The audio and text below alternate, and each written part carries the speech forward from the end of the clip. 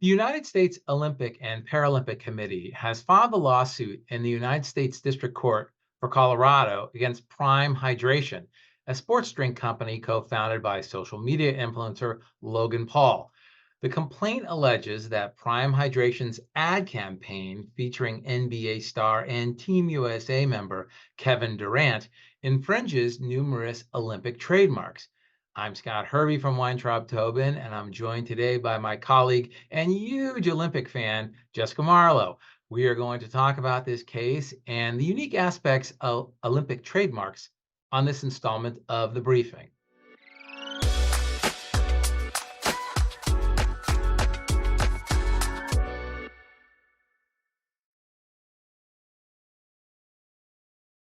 Jessica, welcome back to the briefing.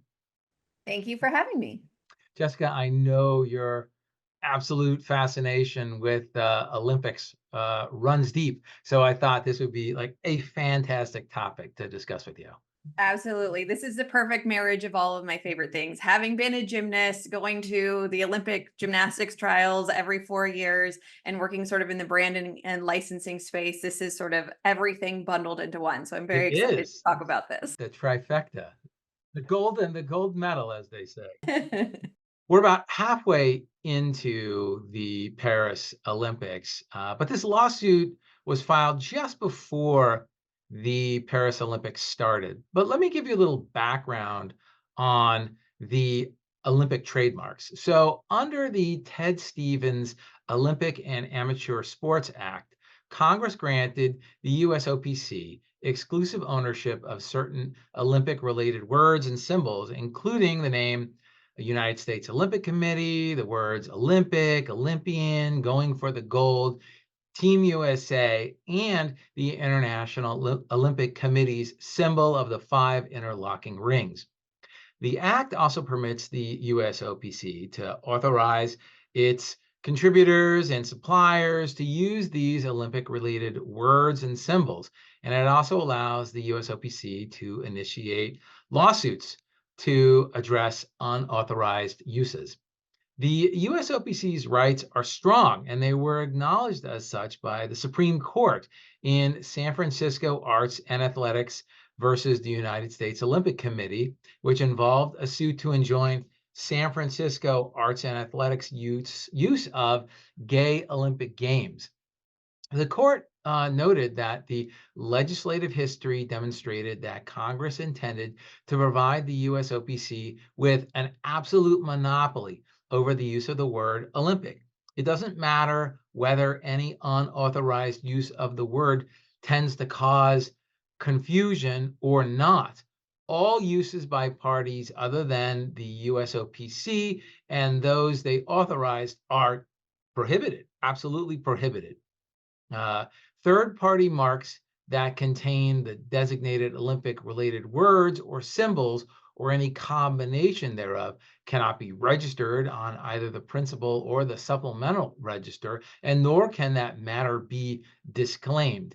And those marks must be refused registration by the U.S. Patent and Trademark Office on the grounds that the mark is not in lawful use in commerce. So the U.S. Olympic trademark rights, they're stronger than kind of normal trademark rights, as you can see. Absolutely. And the USOPC and its international counterpart, the IOC, are extremely diligent in protecting the Olympic marks.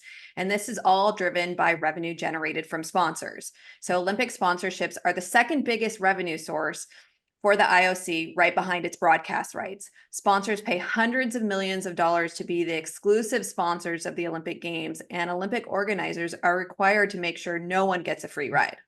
That's right. And with the 2024 Paris Olympic Games underway, it's no surprise that the USOPC is stepping up its enforcement activity. Actually, they stepped it up prior to the Olympic Games. And with regard to Prime Hydration, the product packaging for its Kevin Durant collaboration shows use of the USOPC mark, Olympic, Olympian, Team USA, and going for gold. Ad copy for the product refers to the product as the, quote, Kevin Durant Olympic Prime drink, Let's have our producer put up the drink can graphic on the screen here. So you can see quite a number of references to uh, Olympic trademarks and trademarks that are protected and owned exclusively by the USOPC. The USOPC claims that Prime Hydration failed to cease use of these Olympic marks after the USOPC sent Prime a cease and desist letter. Wow. Well, Coca-Cola has a license deal with the USOPC that gives it the exclusive use of Olympic trademarks, including Olympic and Team USA for its beverages in the United States. The USOPC says that the license fee Coca-Cola pays for this right is significant, understandably so.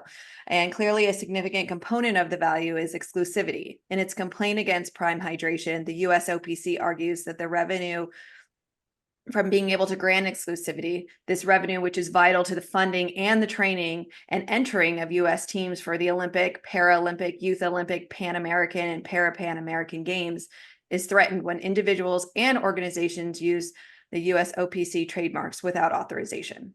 That's right. The complaint that was filed against Prime Hydration alleges violation of the Ted Stevens Olympic and Amateur Sports Act, various violations of the Lanham Act, and a violation of the Colorado Consumer Protection Laws and unfair competition laws. The complaint seeks damages, and it includes a claim for treble damages and punitive damages and an injunction. But interestingly, I did not see on the docket, it might have been that I missed it, but I did not see on the docket a motion for a TRO, a temporary restraining order, which is odd given that these types of infringements, especially when time is of the essence, they're usually partnered with a TRO. That's interesting. I mean, what we've learned, if nothing else, is that you don't touch the Olympic trademarks. The US OPC and its international counterpart, the IOC, will come after you swiftly and aggressively. So, and it's understandable when we're talking about the money that's coming from the licensing of these marks and how it really helps fund the training of these athletes and entering into the games. I mean, that's something that really needs to be protected for the success of the country as it relates to its participation in any of the various Olympic, Paralympic, Youth Olympic, Pan American, and Para-Pan American Games. Absolutely. What I'm surprised over or with is that nobody flagged these issues to Prime Hydration. No one on Kevin Durant's team, which I assume had approval over the product and ad copy. Nobody within Prime Hydration, none of its distributors. It just seems odd that everybody was asleep at the wheel here. But nonetheless, I think my expectation is that this will settle. I don't think that we're going to see any further action in the case itself. But if we do, we'll be certain to bring you an update for sure. Jessica, thanks. Thanks for joining us. Is there anything that you want to say before we wrap this up? Go Team USA. That's what I thought. Thanks again for joining us.